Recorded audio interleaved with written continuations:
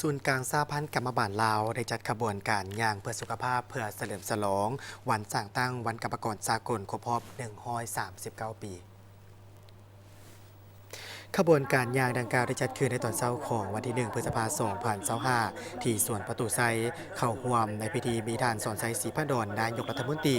ท่านศิลวงศ์ขุดไพฑูรย์ประธานศูนย์กลางในลาวสร้างชาติท่านเล็ดชัยพรประธานศูนย์กลางสหพันธ์กรรมบาลลาวมีบรรดารัฐมนตรีรองรัฐมนตรีต่างหน้าจากองค์การจัดตั้งมหาชนภาคส่วนที่เกี่ยวข้องและสื่อมวลชนเข้าร่วม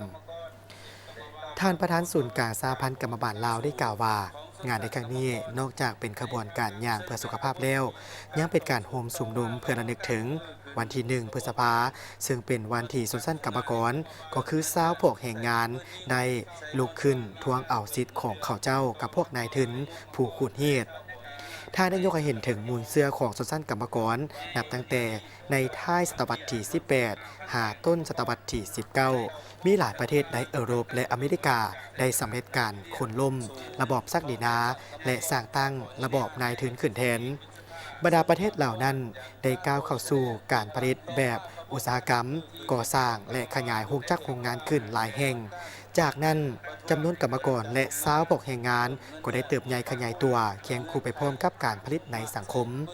อยู่ภายใต้การปกครองของพวกนายทุนชนชั้นกรรมกรถือกดขี่ขูดเหียดอย่างหนักหน่วงชีวิตการเป็นอยู่นับมือนับทุกยากลำบากพวกนายทุนได้บังคับให้กรรมกรออกแรงงาน14-15 ชั่วโมงต่อมื้อแต่ค่าแรงงานสัมผัสได้ต่ำย้อนสาเหตุดังกล่าวจึงมีขบวนการของกรรมกรลุกขึ้นต่อสู้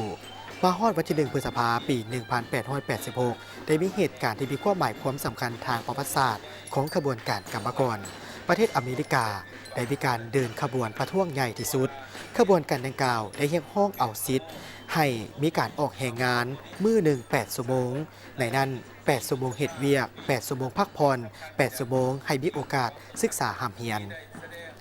ในมื้อนั้นได้มีกรรมกรพากันนัดหยุดงานถึง 5,000 แห่งในตัวเมืองใหญ่ของประเทศสหรัฐอเมริกาเช่น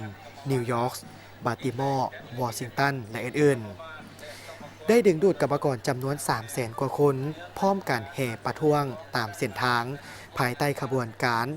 นำพาของสหพันธ์แรงงานอเมริกาถึงว่าขบวนการประท้วงจะถูกปราบปรามกรรมกรถูกล้มตายบาดเจ็บแต่สุดท้ายขบวนการดังกล่าวก็ได้รับชัยชนะอยู่บอนว่าได้มีกรรมกรจำนวนเกือบ 200,000 คนได้เฮ็ดเวียกมื้อหนึ่ง8 ชั่วโมง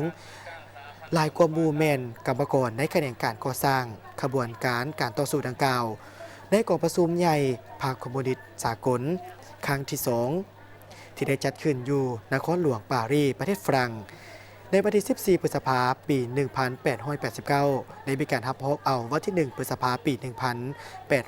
1886 เป็นวันกรรมกรสากลจนมาถึงปัจจุบัน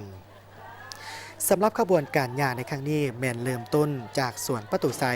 ไปตามถนนล้านสร้างก่อนเลี้ยวกลับอยู่ต่อหน้าสำนักงานประธานประเทศหอคำแล้วกลับสู่จุดเริ่มต้น